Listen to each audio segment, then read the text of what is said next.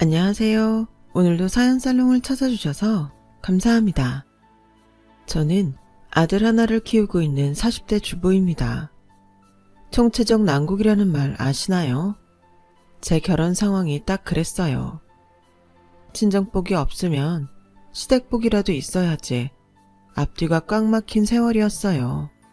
저희 친정 어머니는 고생만 하다 돌아가셨어요.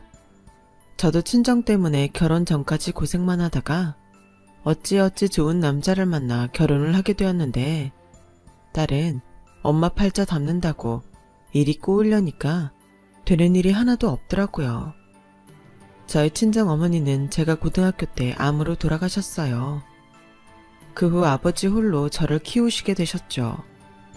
아버지는 딸 하나인 저를 배골지 않게 하기 위해서 힘든 일 더러운 일 가리지 않고 하셨어요. 그 덕분에 저는 남들 손가락질 받지 않고 잘 컸습니다. 그 점은 지금도 감사하게 생각하고 있어요. 그런데 아버지는 사업에 대한 욕심이 많으셔서 항상 조금만 돈이 모이면 사업을 하실 거라고 입버릇처럼 말씀하셨어요. 저는 아버지가 그냥 하시는 말씀이신 줄 알고 흘려들었지만 저는 이때 아버지에게 사업은 꿈깨라고 말하지 않은 것을 두고두고 후회하고 있어요. 아버지가 사업에 대해 허황된 꿈을 꾸고 있을 무렵 저는 한 좋은 남자를 만나게 되었어요. 같은 회사에 다니는 친구 소개로 만난 남자였어요. 처음엔 소개를 받지 않으려 했지만 친구가 남자 쪽에서 저를 소개시켜달라고 몇 달을 애원했다고 하네요. 그래서 궁금해서 나간 소개팅에서 저희는 처음 만나게 되었어요. 저를 어떻게 아세요? 회사 친구분 SNS에 올라온 그쪽 사진을 봤어요. 제 스타일이라서 꼭 한번 만나고 싶다고 제가 졸랐습니다. 그 남자는 몇 번 만나다 보니 좋은 사람인 것 같아서 저희는 사귀게 되었고 둘 다 결혼 정년기였던지라 자연스레 결혼 이야기가 오가게 되었어요. 처음 그의 어머니를 만나게 되던 날 저는 순탄치만은 않을 것이라는 예감이 들더군요. 그의 어머니께서 저에게 호구조사를 하셨어요. 부모님은 다 살아계시니? 아니요. 어머니가 저 고등학교 다닐 때 암으로 돌아가셨어요. 어머, 그럼 집은 어디 사니? 강북 쪽에 살고 있어요. 땡땡동이요. 아, 그 동네?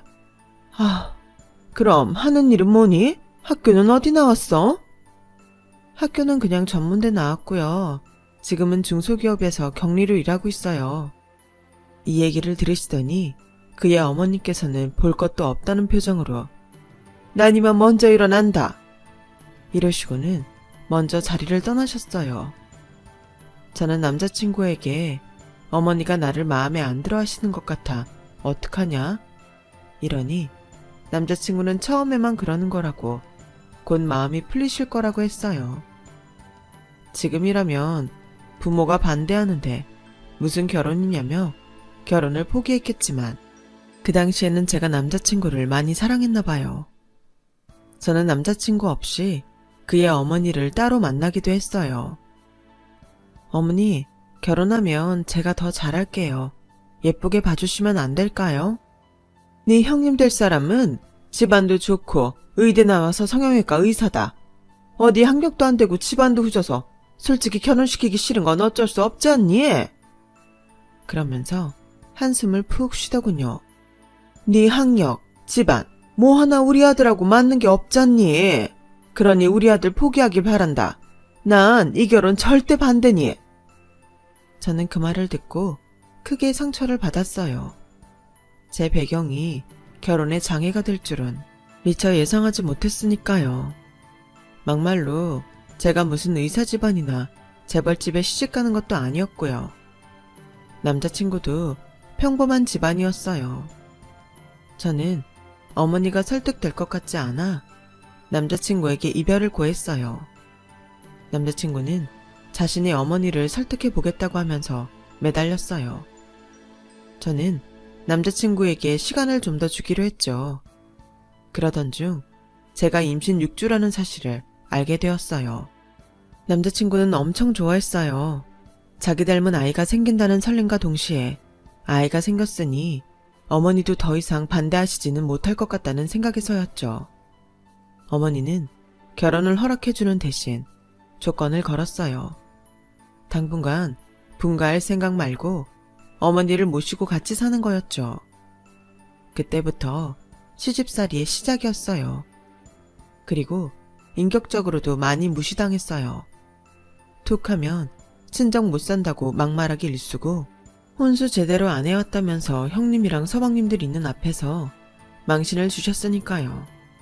매일 밤 어머니의 막말 때문에 울면서 보냈어요. 아이가 3살이 되었을 무렵 시집살이만으로도 힘든데 친정 아버지께서 사고를 치셨어요. 무슨 획기적인 사업 아이템이 있다면서 그렇게 원하던 사업을 시작하셨는데 법적인 문제 때문에 잘 풀리지 않아 결국은 한 달 만에 사업을 접게 된 거였죠.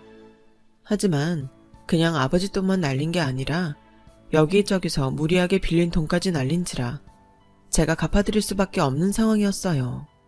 사실 아버지가 빚 때문에 소송 중이라는 이야기를 들었을 때는 그걸 다 갚아드릴 생각은 아니었어요. 그런데 남편이 먼저 저희가 결혼 초기부터 모은 적금 4천만 원을 깨서 아버지 빚 갚는 데 쓰자고 하더라고요.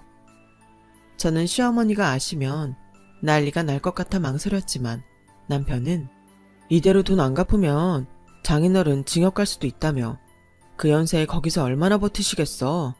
우린 젊으니까 얼마든지 다시 시작할 수 있지만 장인어른은 나이가 많이 드셨잖아. 우리가 조금만 도와드리자. 진짜 고마우면서도 얼마나 속상했는지 몰라요. 저나 남편이나 그리 넉넉한 상태도 아니었고 다른 건 몰라도 이제 아들이 자라고 있으니 빚을 내서라도 내 집은 꼭 있어야겠다는 심정으로 매일 하루도 빠짐없이 가계부 적어가며 아껴 쓰고 또 아끼면서 모은 돈인데 그렇다고 엄마 없이 혼자 몸으로 절 키워주신 아버지를 모른 척할 수도 없는 노릇이잖아요. 아무리 생각해도 그건 아닌 것 같아 남편 말대로 적금을 깨서 아버지 빚부터 해결해 드렸어요. 물론 남편에게 그런 결정해줘서 수도 없이 미안하다 고맙다고 했고요. 남편은 그때마다 수더분한 웃음을 지으며 괜찮다고 말했습니다. 이럴 때 보면 남편은 모진말 못하는 순둥이 같아 보여도 뭔가 결단을 내려야 할 필요가 있으면 누구보다도 빠르게 결정을 내리고 밀어붙이는 힘이 보통이 아닌 사람이었죠. 그래서 제가 믿고 사는 거지만요. 저희는 다시 허리띠 졸라매고 돈을 모으기 시작했어요. 남편 혼자 외벌이라 힘든 상황이었지만 그래도 조금 더 덜 먹고 아끼면 충분히 모을 수 있는 수입이었어요. 그런데 어느 날 어머니가 저희한테 큰형님 병원을 확장하는데 돈을 보태라고 적금 통장을 내놓으라고 하시더군요. 저와 남편은 당황했어요. 4천만 원 정도 모았던 돈은 저희 아버지 빚 갚는 데 보태느라 처음부터 다시 모으고 있던 상황이었으니까요. 어머니는 적금 통장에 찍힌 금액을 보시더니 결혼 생활 4년 동안 고작 이것밖에 못 모았냐고 어디 빼돌린 거냐고 저를 추궁하셨어요. 저는 차마 입이 떨어지질 않더군요. 어머니는 저와 남편을 번갈아 보더니 혹시 저희 아버지 빚 갚는데 그 돈 쓴 거냐고 물어보시더라고요. 저는 고개를 떨궜고 남편은 더 이상 숨길 수 없다고 생각했는지 솔직하게 말했어요. 그냥서 병원 확장하는 것보다 장인어른 구치소 가게 생기셨는데 장인어른이 당연히 먼저죠. 그리고 그 돈을 왜 저희가 보탭니까? 남편의 말에 할 말이 없어진 시어머니는 대뜸 저에게 막말을 퍼붓기 시작했어요. 이래서 집안에 여자가 잘 들어와야 해. 어디서 근본도 없는 것이 들어와서 집안을 망치려들어. 처음 봤을 때부터 어느 거 하나 마음에 든 게 없다 싶었어. 어떻게 그네 발끝도 못 미쳐.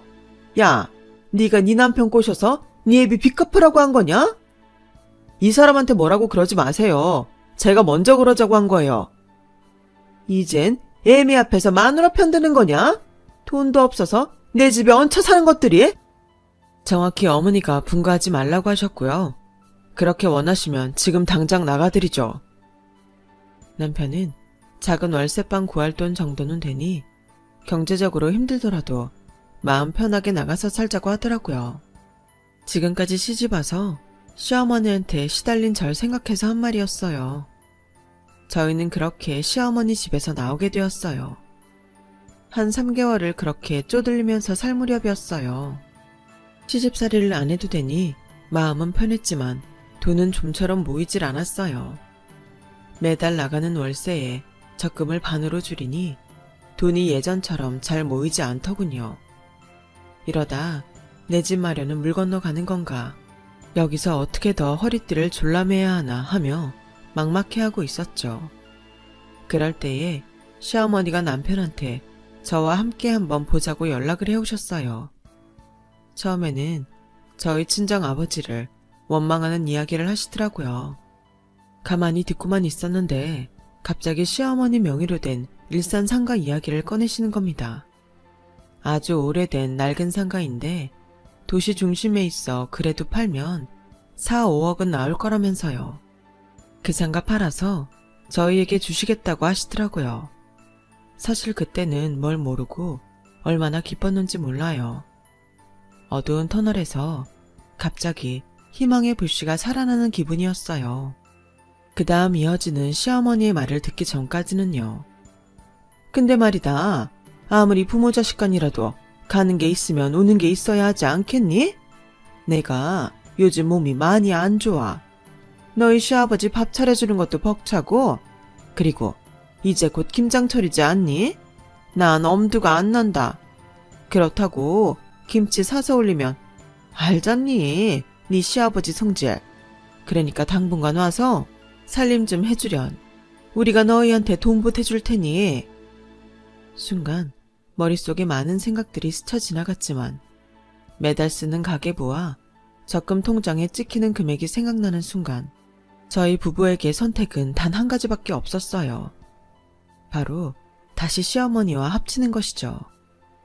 나가 살면서 돈에 쪼들리니 애를 놓고 저도 다시 일을 나가야 하나 고민이 많았거든요. 그런데 아직 어린 아들은 저와 떨어지기 싫어했고, 그런 아들을 떼놓고 마음 편히 일을 나갈 수도 없는 처지였죠.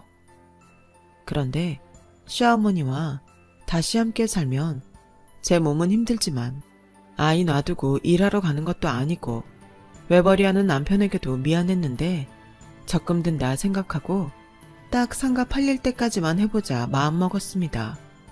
그러나 남편은 생각이 달랐어요. 애 보면서 어떻게 아버지 챙겨드리고 살림을 해. 그러다 당신 쓰러져. 당신 우리 아버지 빚 갚아줄 때 뭐라고 했어? 우리 아버지는 당신한테도 아버지와 같다고 말했지? 나도 마찬가지야. 처음에 돈 보태준다는 말에 혹하긴 했어도 지금 몸이 많이 안 좋으시다는데 어떻게 모른 척해. 거기다 우리 집도 사야 하잖아. 아파트 중도금 낼 날도 얼마 안 남았어. 그 큰 돈을 어디서 구하겠어. 미안하다. 내가 능력이 없어서. 대신 예전처럼 너무 무리하지 마. 엄마 하자는 대로 다 하지 말고 당신 몸도 생각해 가면서 해.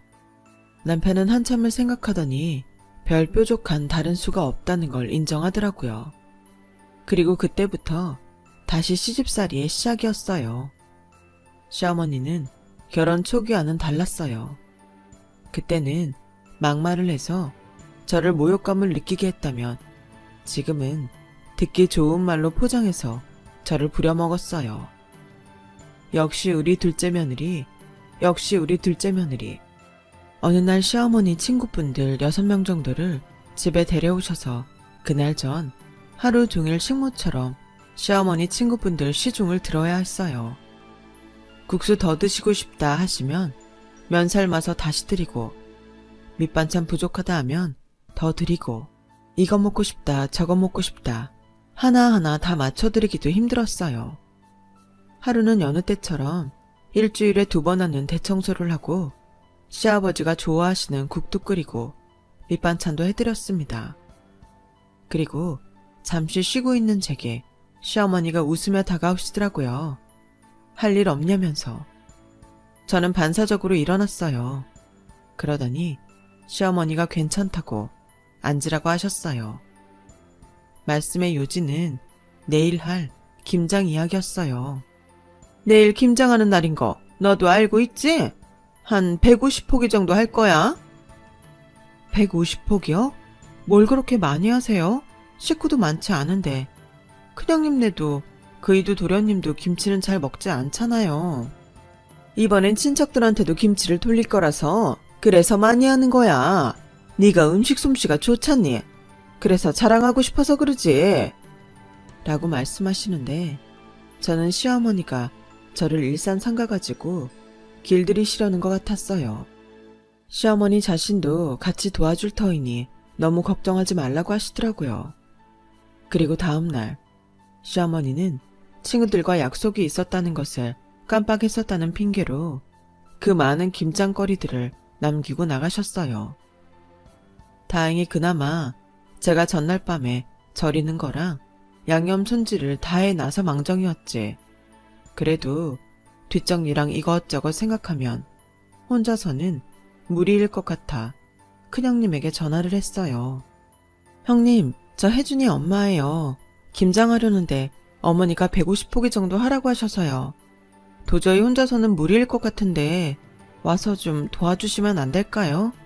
힘든 건 제가 어젯밤에 다 했고요. 오늘은 그냥 버무리는 거랑 뒷정리만 하면 끝나요. 동서, 미안해. 난 좀 어려울 것 같은데? 병원 일이 너무 바빠. 나중에 돈으로 줄 테니까 오늘은 혼자 해. 형님, 돈이 문제가 아니라요. 도저히 혼자서 할 양이 아니라서 그래요. 좀 도와주시면 안 될까요? 내가 김장이나 하자고 그 비싼 의대 나와서 의사하는 줄 알아? 동서, 돈으로 준다잖아. 그런 건 돈 없는 동서가 해야지. 하면서 끊더라고요. 그리고 5분쯤 됐을까요? 시어머니한테서 전화가 왔어요. 네, 어머니. 너 큰애한테 전화해서 집에 와서 김장하라고 명령했니? 형님이 그렇게 말씀하셨어요? 명령이라뇨. 제가 혼자 하기 힘들 것 같아서 좀 도와달라고 부탁한 거예요. 예, 큰애한테 도와달라고 전화는 왜 하니? 의사가 너처럼 집에서 편하게 있는 사람인 줄 아니? 얼마나 바쁘고 고된 신경노동을 하는 직업인데? 어머니, 말씀이 너무 지나치세요. 의사인 큰형님이 하시는 일은 고되고 집에서 살림하는 사람은 안 고된 줄 아세요? 얘가 어디서 말대답이야? 앞으로 큰애한테 집안일로 전화하지 마라. 그리고 김치 그거 양념에 묻히기만 하면 되는 걸 왜 그렇게 엄살이야? 저는 너무 서러웠어요. 집안 살림하는 건 이렇게 무시당해도 되는 일인가? 돈 없는 게 이렇게 서러울 일인지, 가족끼리 보듬어줘야 하는데 왜 돈 없다고 무시하는 건지. 그날 김장하면서도 아이 봐줄 사람이 없어 신경은 온통 아이한테 쏠려있느라 나중에는 편두통까지 오더라고요. 하지만 내 집 마련 한번 해보자는 심정으로 꾹 참고 시키는 건 다 했습니다. 지금 생각해도 무슨 힘으로 그걸 다 해냈는지 모르겠어요. 남편도 일 끝나고 집에 돌아오면 힘들 텐데 힘든 내색 안 하고 방에 아들과 널브러져 일어날 힘도 없는 저를 위해 아들을 씻기고 재웠어요. 그 생활을 거의 5개월 정도 한 것 같네요. 밤마다 서로 잠들 때 맨솔에단 발라주고 파스 붙여주면서 위로했어요. 조금만 더 참자고, 우리 세 식구가 함께 살 집을 위해서라면 이건 아무것도 아닌 거라고. 나이 들어서 집 없어 또 돌아다니는 거 그것만큼 비참한 게 없어. 아프면 언제 어디서 돈 나갈지 모르는데 집이라도 있어야지. 그리고 집 있으면 집주인한테 아쉬운 소리 들을 일도 없고, 행여나 벽지 찢어질까봐 애한테 잔소리 안 해도 되잖아. 그리고 집에서 마음껏 누빌 수 있고. 난 그것만 생각하면 어머니가 아무리 막대해도 큰형님이 돈 없다고 무시해도 나 힘이 나. 어느새 지쳐 골아떨어진 남편 얼굴을 보며 저도 힘들지만 이 사람도 참 무슨 고생인가 싶었네요. 그렇게 저희 아파트 중도금 내야 할 시기가 다가오는데도 시부모님은 일산 상가에 대한 이런 방구도 없으시길래 하루는 제가 가서 물어봤습니다. 어머니, 저희 이제 아파트 중도금 내야 할 시기가 정말 얼마 남지 않았어요. 은행 대출 신청도 들어가야 하는데 언제쯤 도와주실 거예요? 그게 생각보다 일산 상가가 잘 안 팔리는구나. 조금만 더 참아봐. 내가 설마 니네한테 상가 가지고 장난하겠니? 마음은 조급했지만 시어머니 말 믿고 조금만 더 기다려보기로 했어요. 그러던 어느 날 큰형님이 병원을 확장하게 되었다면서 저희 가족에게 소식을 알렸어요. 남편은 무슨 돈이 있어 병원을 확장했는지 미심쩍어 했지만 저는 워낙 잘 나가는 사람이니 친정에서 도와줬겠거니 하고 생각했어요. 시어머니는 병원 확장 소식을 들으시더니 자기 일처럼 기뻐하시면서 축하 파티를 해야 하지 않겠냐면서 저한테 솜씨 발휘 좀 해보라고 하더군요. 큰형님도 큰아주버님도 제가 준비하는 것이 당연하다는 듯이 그거 좋다고 하더라고요. 저는 어이가 없었지만 고분고분 따를 수밖에 없었어요. 가족들이 집으로 모이기 몇 시간 전부터 혼자서 아이 보고 음식 준비하느라 정신이 없었어요. 말 그대로 혼이 쏙 빠지는 것 같았죠. 혼자서 돼지 불고기에 잡채, 호박전 등 명절 음식 부럽지 않게 만들었어요. 그리고 저녁이 되자 가족들이 하나 둘 모였어요. 큰아주버님네, 저희 남편, 그리고 도련님하고 도련님 약혼자까지 다 시부모님 댁으로 모였어요. 그렇게 음식을 먹고 있는데 큰형님이 젓가락을 식탁에 신경질적으로 내려놓으셨어요. 동서, 소고기 없어? 돈 아까워서 소고기 안 사고 돼지고기를 내놓은 거야? 아니 형님, 무슨 말씀이세요? 저는 가족들이 돼지 불고기를 좋아하니까 돼지로 한 건데. 솔직히 좀 어이가 없었어요. 그러니까 시어머니가 옆에서 거드시는 거예요. 너 큰애 돼지고기 싫어하고 소고기 좋아하는 거 몰라서 그러니? 오늘 자리의 주인공인 큰애 입맛에 맞췄어야지. 몇 시간 동안 고생한 게 떠올라 눈물이 핑 돌 지경이었어요. 그러자 남편이 옆에서 제 편을 들어주었어요. 형수는 음식 준비하느라 고생한 사람은 생각 안 하세요? 형수야말로 너무한 거 아니에요? 이 자식이, 너는 형이 우스우니까 형수한테 말대답하는 거지? 그러자 큰아주버님이 어디 형수한테 말대답하느냐고 하시고는 저는 싸움으로 번질까봐 남편에게 참으라는 신호를 보냈어요. 남편도 제 신호를 받고 더 이상 따지지는 않았지만 그날 저녁은 저희 부부에게 상처만 남고 큰형님 부부와 시어머니만 즐거운 자리였어요. 저희는 내 집 마련만을 생각하며 쓰디쓴 상처도 달게 받아들였죠. 하지만 운명의 장난일까요? 저희의 한 줄기 희망은 어느 날 송두리째 뽑혀버렸습니다. 남편과 함께 큰형님이 확장한 병원에 축하해주러 간 날이었어요. 확장한 병원은 나름 그 지역에서는 제일 큰 병원이었어요. 남편과 저는 병원을 구경하며 입이 떡 벌어졌답니다. 아무리 잘 나간다 하더라도 그 수입으로 이런 병원을 차리는 건 좀 무리일 거라고 생각했었어요. 그리고 전 화장실에서 엄청난 사실을 듣게 되었어요. 저는 칸막이에 들어가 있었고 여자 2명이 들어오면서 대화를 나누더라고요. 정황상 저의 큰형님 쪽 지인인 것 같았어요. 아니, 근데 쟤는 무슨 돈이 있어서 이런 병원을 확장한 거야? 이번에는 친정에서 도와줬다는 이야기는 못 들은 것 같은데? 남동생 결혼시키면서 돈이 좀 들었어? 이래서 여자는 시집을 잘 가야 하나 봐. 시어머니가 마련해 주신 돈으로 확장한 거라잖아. 시어머니 명의로 일산에 오래된 상가가 하나 있는데 그거 팔고 해줬대. 저는 심장이 쿵 내려앉는 것 같았어요.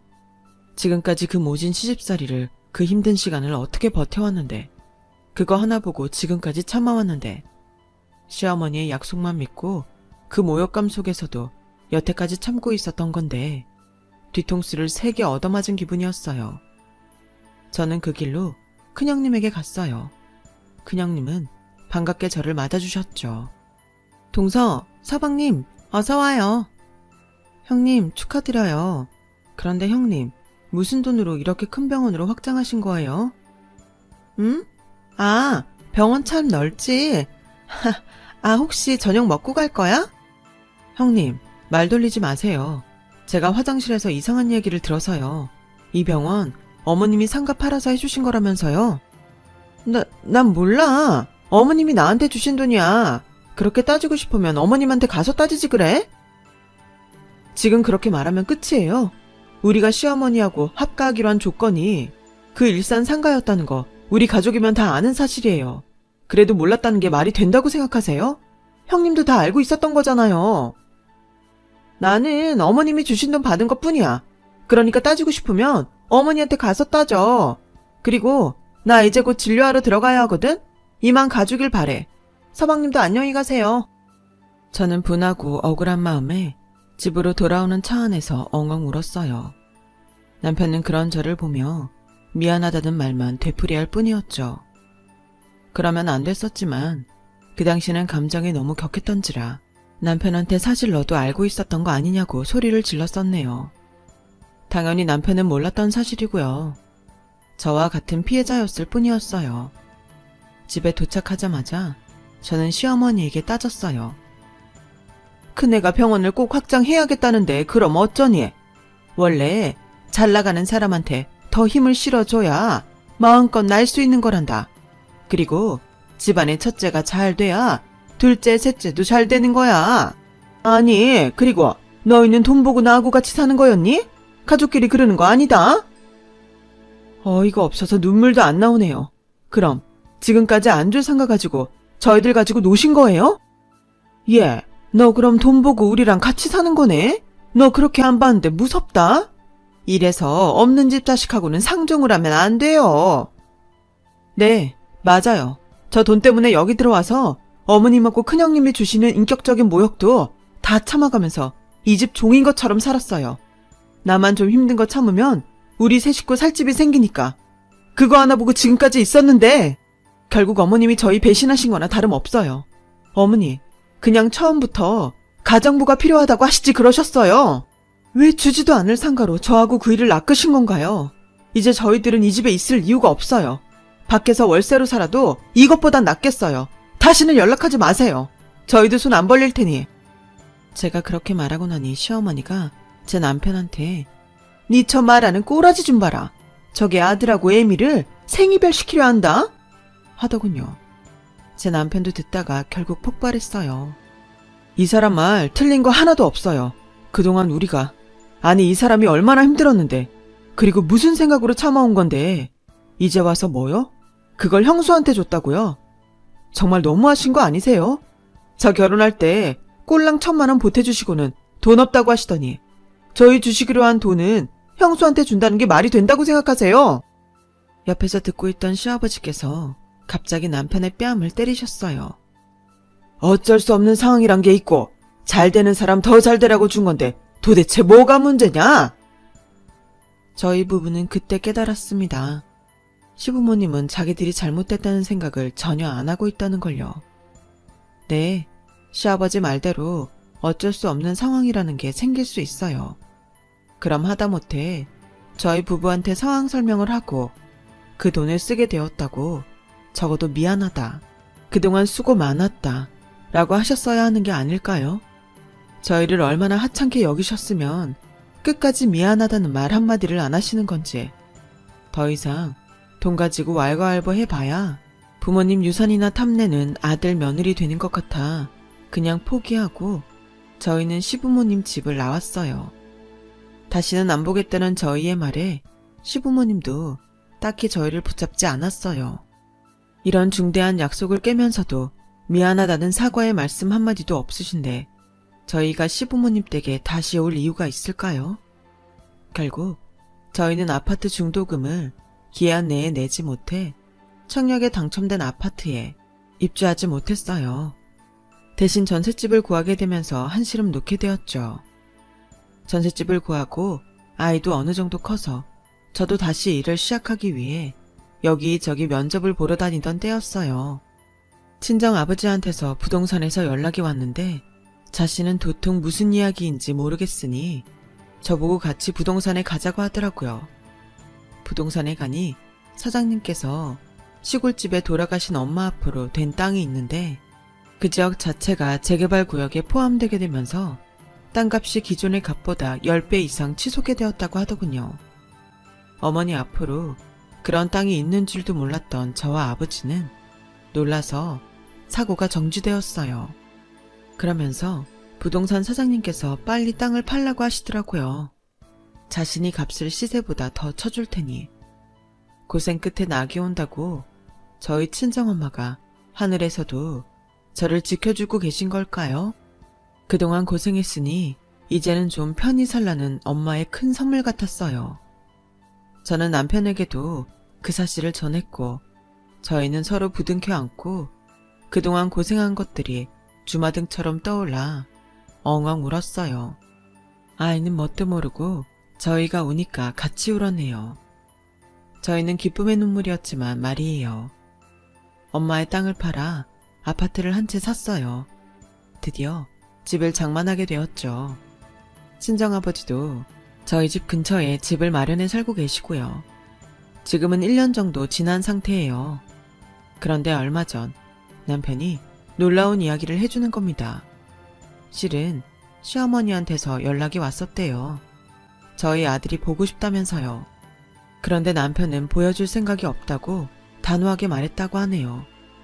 뒤통수 한 번 세게 얻어맞았으면 됐지 2번 맞기 싫다고 하면서요. 그리고 사실 손자가 보고 싶다는 것은 핑계고 어디 친척들을 통해서 제가 돌아가신 친정엄마 유산으로 부자가 되었다는 소식을 들으신 모양입니다. 그 이야기를 슬그머니 꺼내셨다고 하더라고요. 그러면서 일산 상가 팔아서 큰형님네 병원을 확장해 주었는데 큰형님이 병원을 강남으로 이전해서 더 크게 확장하고 싶다고 했대요. 욕심이었죠.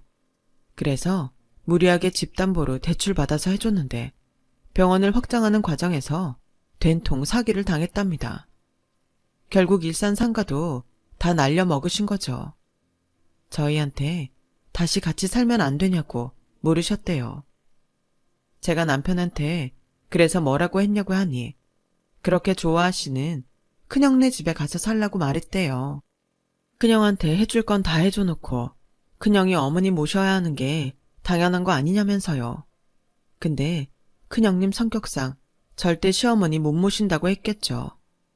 아무튼 남편은 더 이상 연락하시지 말라고 딱 잘라 말하고 전화를 끊었다고 하네요.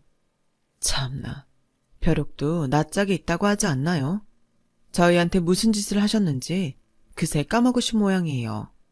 전 절대 얼굴 볼 생각이 없어요. 남편도 마찬가지고요. 아무리 가족이면 뭐해요. 진짜 어려울 때 도와주지는 못할 망정 이용해 먹고 뒤통수 치는 가족이면 있는 것보다 없는 게 더 낫다는 것을 저희 부부 다 뼈저리게 느꼈거든요. 재산을 가지고 자식들을 휘어잡으려는 부모가 있죠. 저도 그런 것은 말로만 들었는데 정말 제 이야기가 될 줄은 몰랐어요. 이렇게 되고 보니 시부모님께 조금이나마 기대려고 했던 제 자신도 반성하게 되더라고요. 제 삶은 저의 행운이든 노력이든 제가 만들어 가야 한다는 걸 뼈저리게 느끼기도 했습니다. 앞으로 더 열심히 살아가 보려고 합니다. 제 이야기 들어주셔서 감사드리고 행복한 하루하루가 되시길 바라겠습니다. 여러분, 사연 댓글에 응원과 현명한 조언 부탁드려요. 좋아요와 구독은 저에게 큰 힘이 됩니다. 오늘도 좋은 일 가득하세요.